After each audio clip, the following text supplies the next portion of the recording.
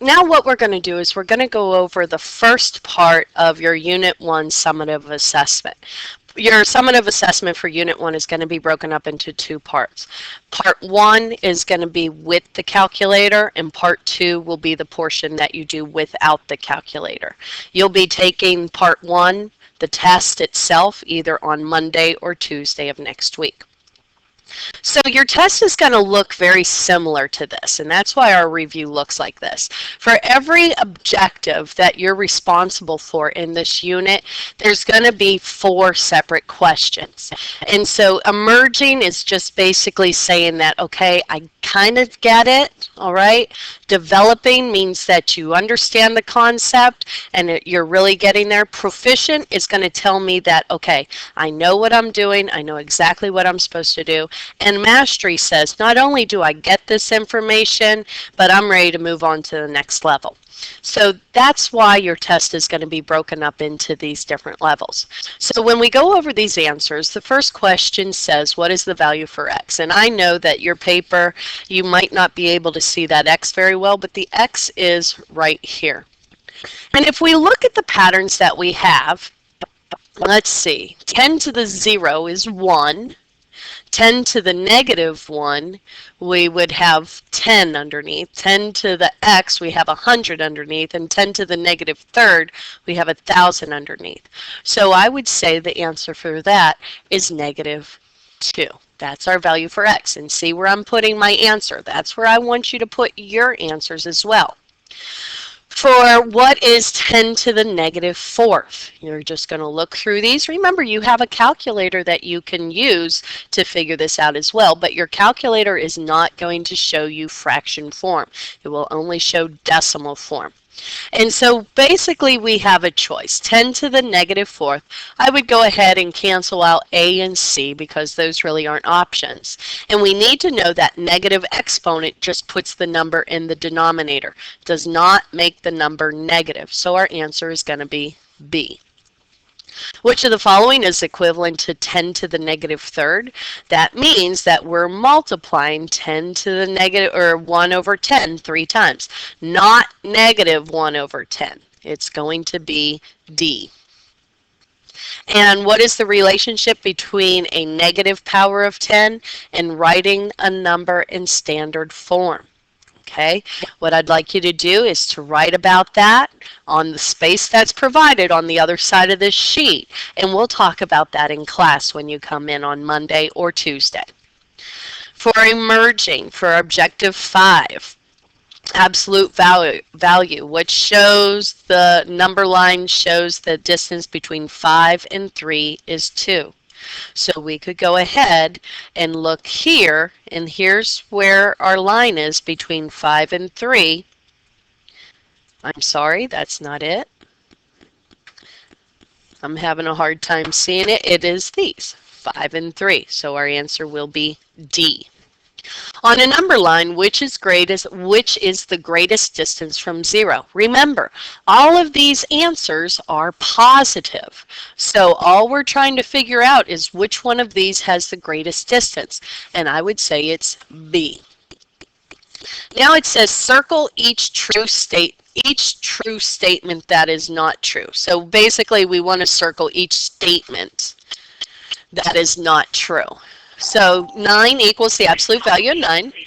4.1 equals the absolute value of negative 4.1. That's true. Negative 3 equals the absolute value of 3. That's not true. Absolute value of negative 2.6 does not equal negative 2.6. Absolute value of 7 does not equal negative 7.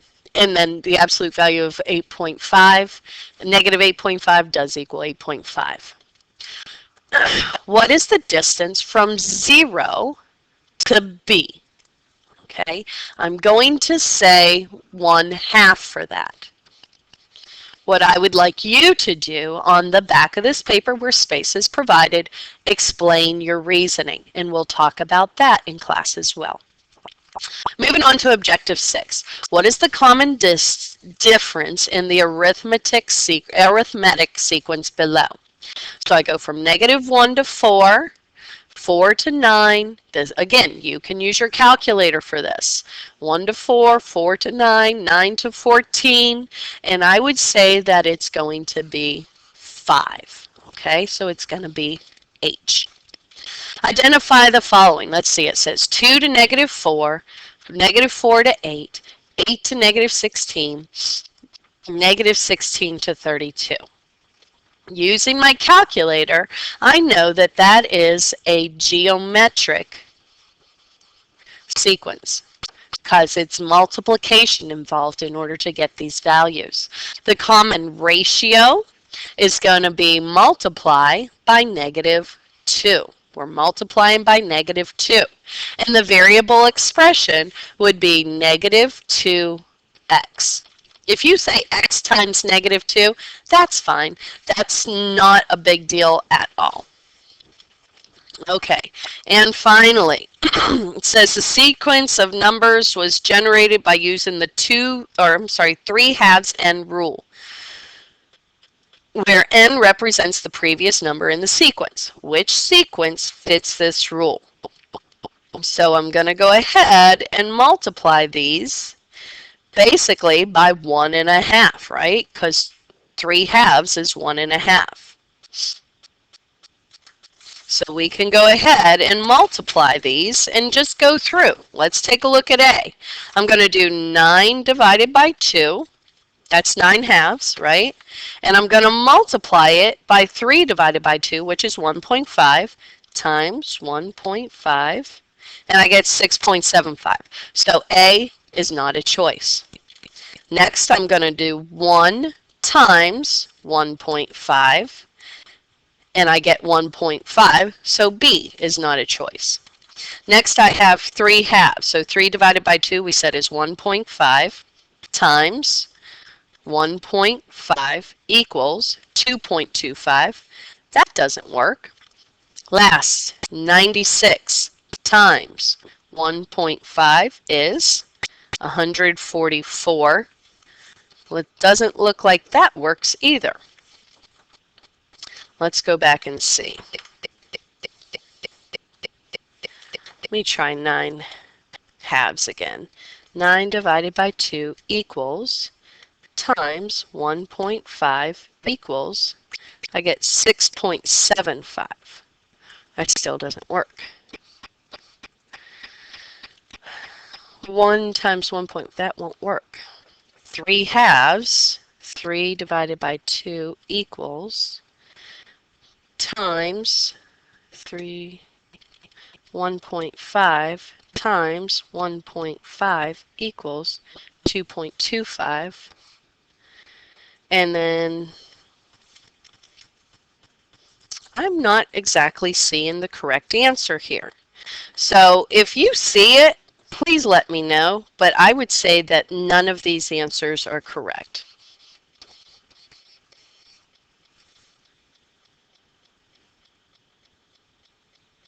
That should be times by negative 2 there. Okay, compare and contrast geometric and arithmetic sequences.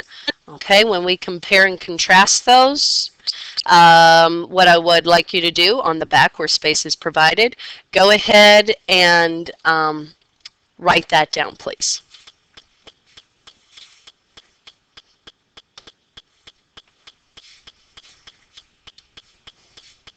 All right, and on to the back.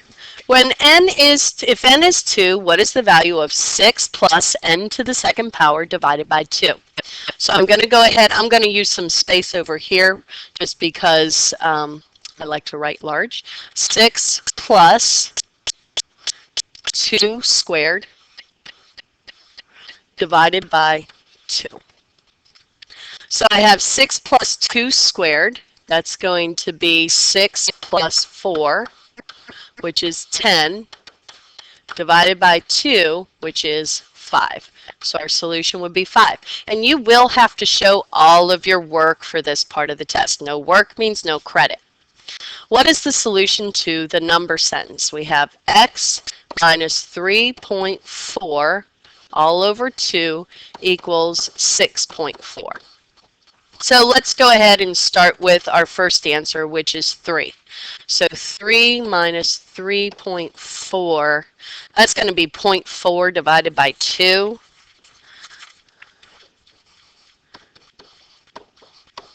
Let's see, 0.4. That would be 0.4 divided by 2, and that does not equal 6.4. So A, not a choice. Try the next one. 3.8 minus 3.4, all divided by 2, and what I'm trying to get is 6.4. Let's see. So 3.8 minus 3.4 is going to be 0.4 divided by 2.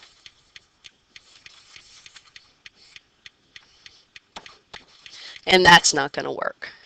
All right. The last answer should have been negative when I gave you that.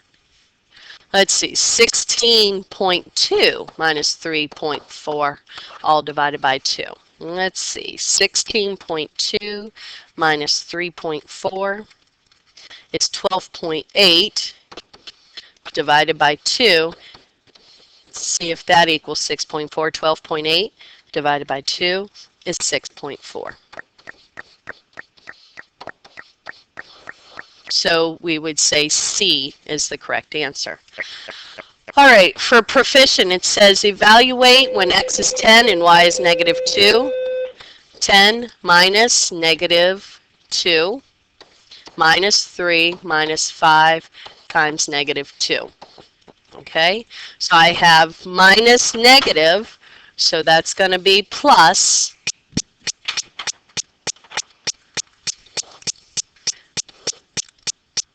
Here's my alley, so I have 10, and that's going to be plus 2 minus 3. 5 times negative 2 is negative 10. So now I can say 10 plus 2 minus 3 plus positive 10. All right, that was a minus sign there, and that was a negative 10, so I made it plus positive. So 10 plus 2, 12. Minus 3 plus 10.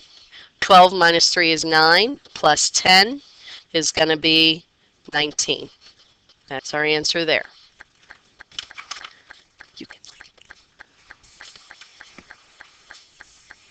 All right, finally, for mastery, what I'd like you to do is to go ahead and solve this on your own and come in class, and we'll talk about that one.